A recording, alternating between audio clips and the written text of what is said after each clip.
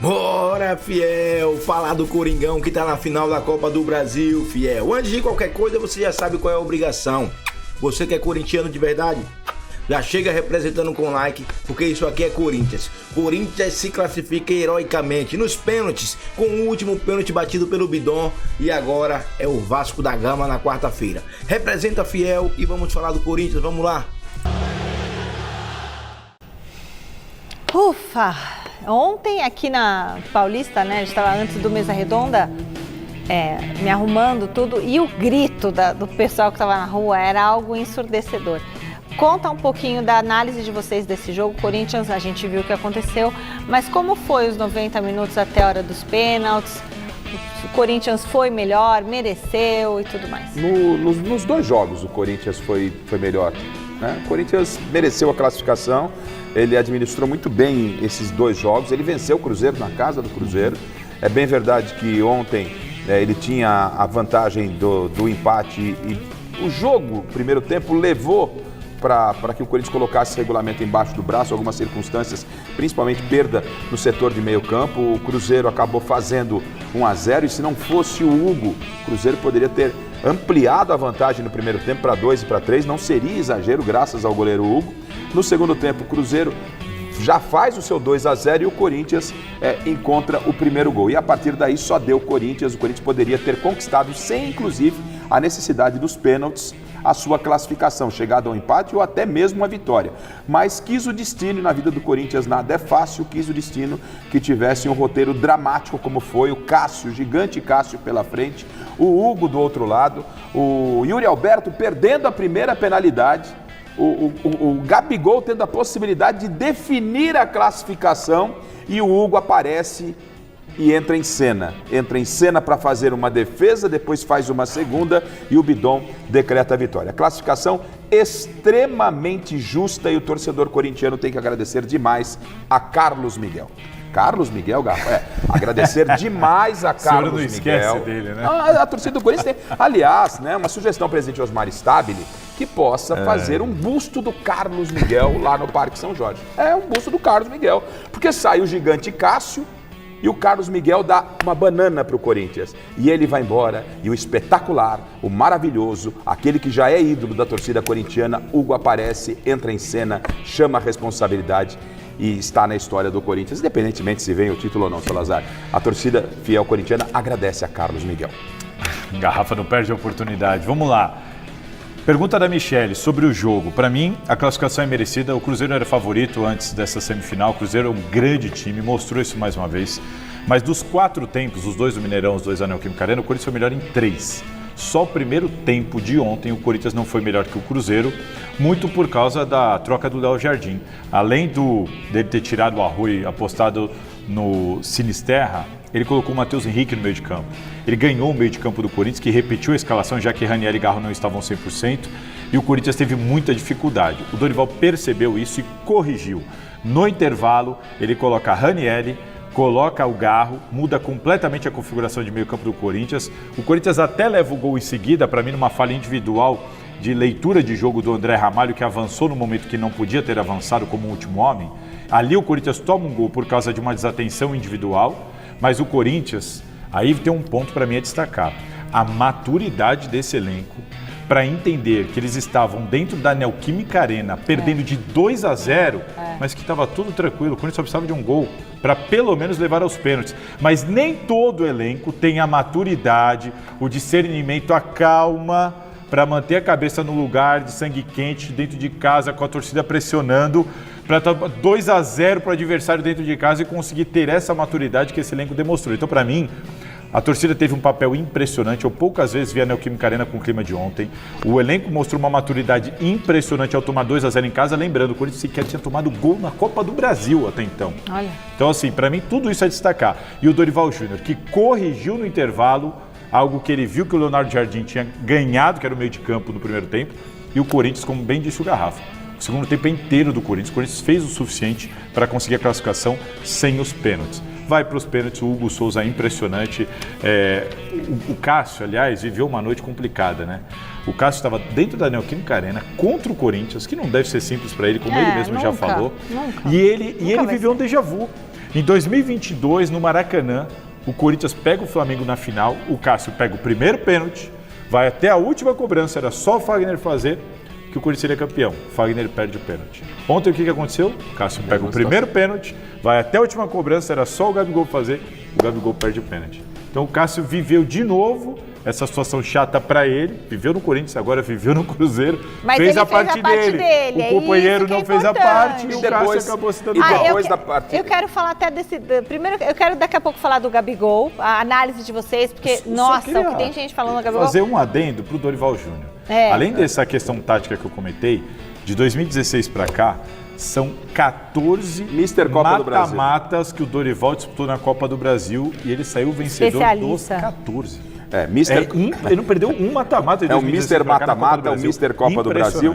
E assim, ontem no Mesa Redonda, a gente acompanhou no trabalho do Salazar, lá direto da Neoquímica Arena, a palavra do técnico Dorival, e já foi reproduzida inclusive na reportagem, o Dorival falou, não encare como um desabafo. Foi um desabafo dele, mas acho que desnecessário nesse momento, Dorival, porque as críticas elas cabem em algum momento e as críticas foram direcionadas ao Corinthians e especificamente também a você nessa reta final de Campeonato Brasileiro. Quando o Corinthians chega aos 45 pontos, o Corinthians foca todas as atenções para a Copa do Brasil e está entregando. Mas as críticas cabiam, né? E o Dorival, ele ainda tem, ele eliminou um europeu, ele ainda tem uma fase para a Copa do Brasil. Acho que ficar discutindo isso, situação de treinador, não é o momento. Até porque, Dorival, não só a minha opinião, mas a opinião de muita gente, o trabalho do Dorival no Corinthians, independentemente vindo ou não o título da Copa do Brasil, é um trabalho bom. O Dorival está com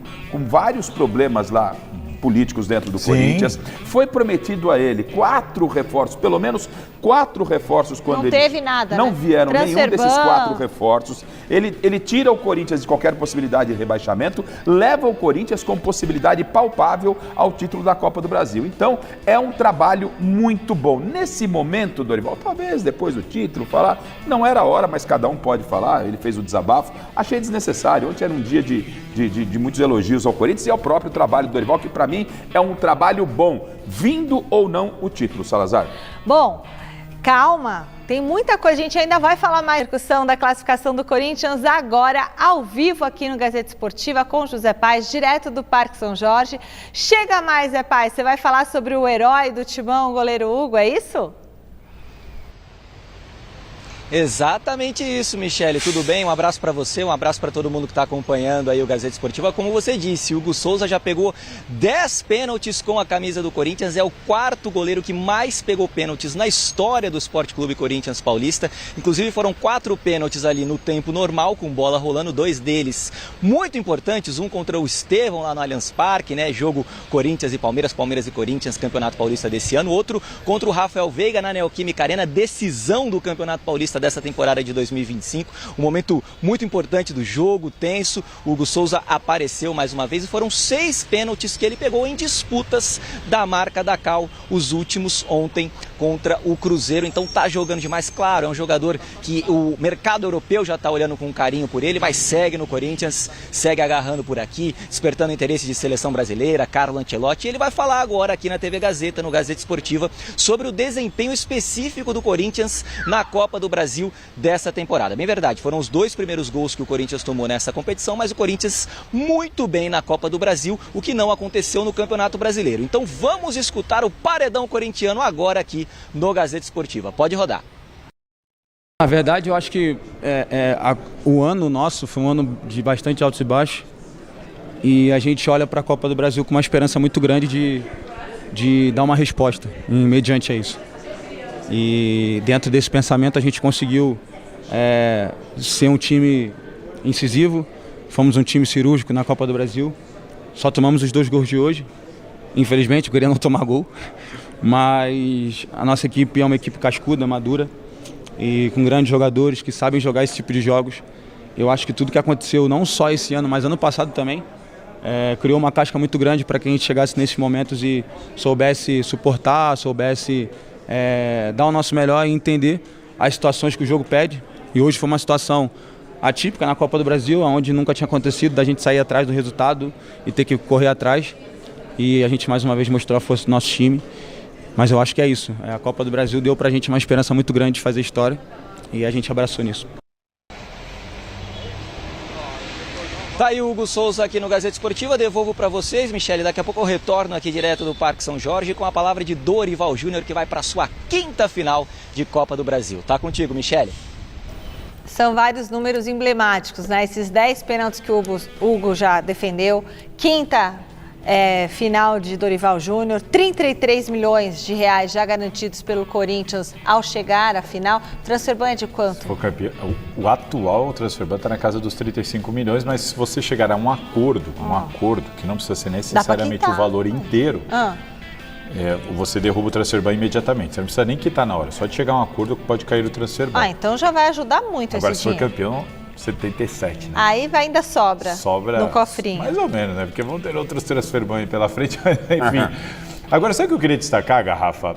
Não deu tempo, acho que, da gente mostrar na mesa redonda por causa do horário, ia começar a gravação do troféu, mas eu questionei o Gustavo Henrique, na zona mista, sobre a última batida. Breno Bidon, cria da categoria de base do Corinthians, de repente o pênalti decisivo pode dar classificação, Cássio está do outro lado, Breno Bidon foi para a bola. Nós lá em cima na área da imprensa olhamos um para a cara do outro, peraí, o Mateuzinho ainda não bateu, o Bidon não bateu, o André Ramalho ainda não bateu, o Breno Bidon vai bater este pênalti agora? E aí questionei ao Gustavo Henrique, pegou vocês de surpresa, como é que foi? O Gustavo Henrique até riu, falou assim, olha, a gente combinou até o 5º.